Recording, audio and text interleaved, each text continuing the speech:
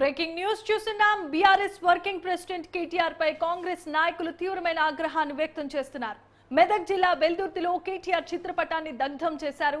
మహిళలకు ఉచిత బస్సు ప్రయాణంపై అనుచిత వ్యాఖ్యలు చేశారని ఆరోపిస్తున్నారు కాంగ్రెస్ నాయకులు.